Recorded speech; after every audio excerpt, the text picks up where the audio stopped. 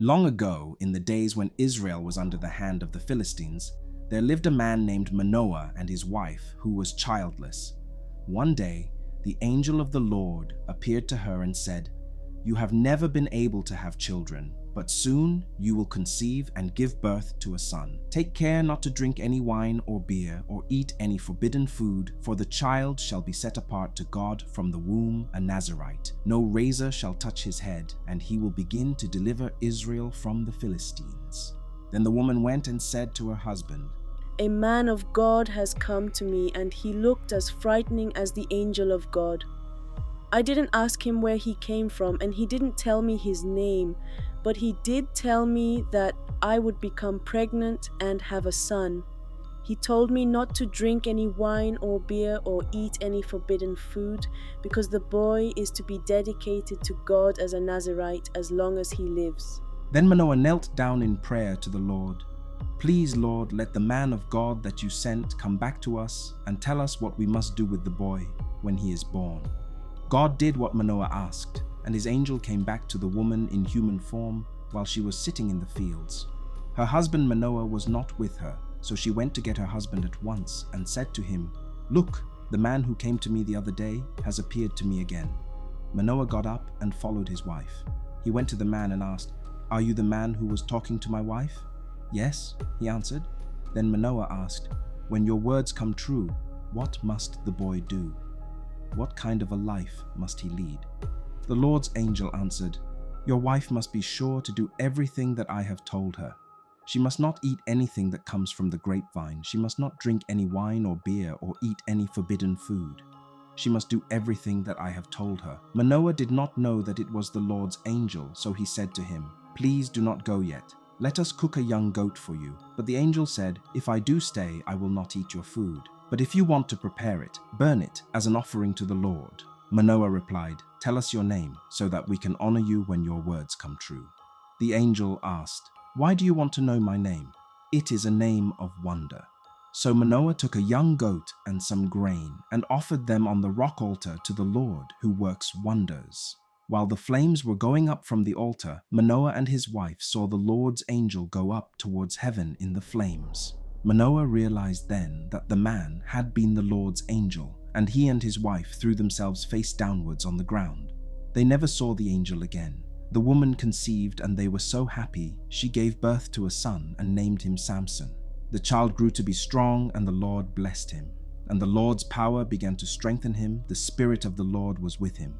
One day Samson went down to Timnah, where he noticed a certain Philistine woman. He went back home and said to his father and mother, "There is a Philistine woman down at Timnah who has caught my attention. Get her for me. I want to marry her." But his father and mother asked him, "Why do you have to go to those heathen Philistines to get a wife? Can't you find a girl in our own clan among all our people?"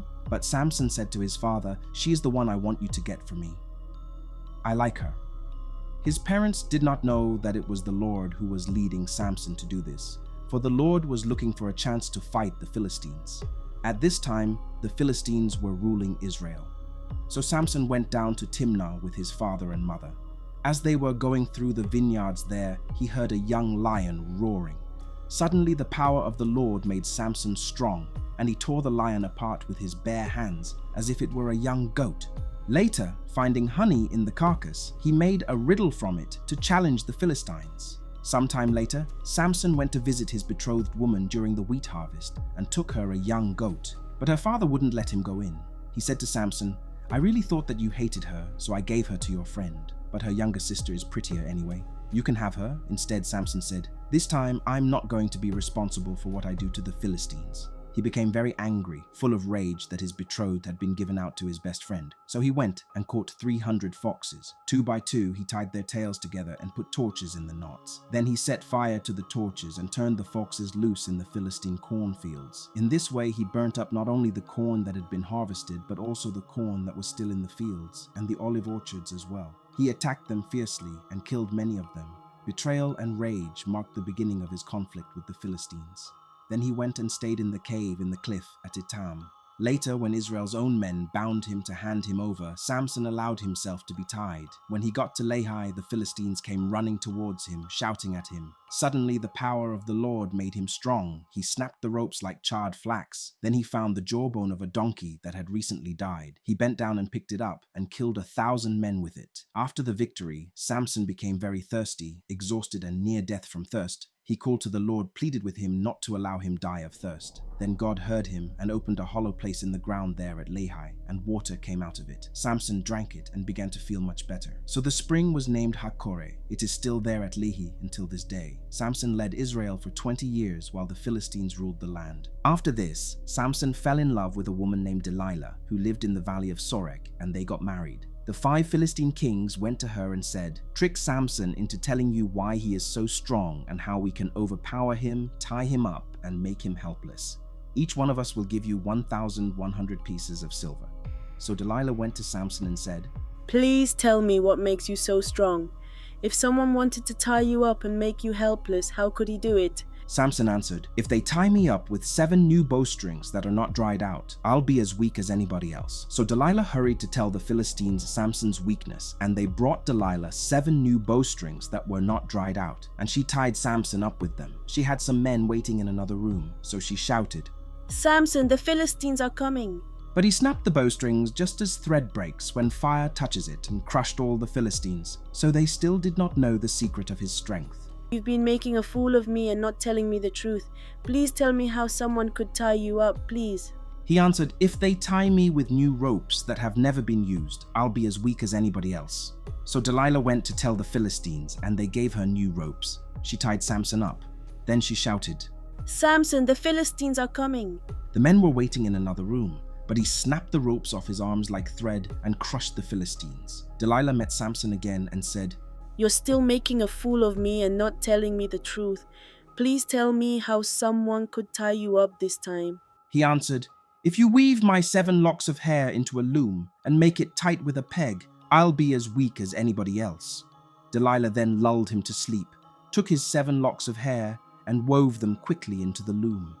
She made it tight with a peg and shouted, Samson, the Philistines are coming. But he woke up and pulled his hair loose from the loom and crushed the Philistines once more. So she said to him, crying, How can you say you love me when you don't mean it? You've made a fool of me 3 times and you still haven't told me what makes you so strong. She kept on asking him day after day. He got so sick and tired of her nagging him about it that he finally told her the truth. "My hair has never been cut," he said. "I have been dedicated to God as a Nazirite from the time I was born. If my hair were cut, I would lose my strength and be as weak as anybody else." When Delilah realized that he had told her the truth, she sent a message to the Philistine kings and said, "Come back just once more. He has told me the truth." Then they came and brought the money with them. Delilah lulled Samson to sleep in her lap and then called a man who cut off Samson's 7 locks of hair. Then she began to torment him, for he had lost his strength. Then she shouted, Samson, the Philistines are coming. He woke up and thought, "I'll get loose and go free as always." He did not know that the Lord had left him. The Philistines captured him and put his eyes out, making him blind. They took him to Gaza, chained him with bronze chains, and put him to work grinding at the mill in the prison. But his hair started growing again. The Philistine kings met together to celebrate and offer a great sacrifice to their god Dagon. They sang, "Our God has given us victory over our enemy Samson." They were enjoying themselves, so they said, "Call Samson and let's make him entertain us." And they brought Samson before them. Samson said to the boy who was leading him by the hand, "Let me touch the pillars that hold up the building. I want to lean on them." Then Samson prayed, "Sovereign Lord, please remember me. Please, God, give me my strength just once more, so that with this one blow I can get even with the Philistines for putting out my 2 eyes." The building was crowded with men and women. All 5 Philistine kings were there, and there were about 3,000 men and women on the roof, watching Samson entertain them. So Samson took hold of the 2 middle pillars holding up the building. Putting one hand on each pillar, he pushed against them and shouted, "Let me die with the Philistines." He pushed with all his might, and the building fell down on the 5 kings and everyone else. Samson killed more people at his death than he had killed during his life. His brothers and the rest of his family came down to get his body. They took him back and buried him in the tomb of his father Manoah. He had been Israel's leader for 20 years. Nothing else was said about Delilah nor her death in the Bible. Thus ends the story of Samson, a man chosen before birth, filled with the Spirit of God, yet led astray by weakness. A warrior of immense strength, whose life was marked by both triumph and tragedy. His story reminds us of the power of God at work through flawed vessels, and that deliverance belongs not to human strength, but to the Lord Himself.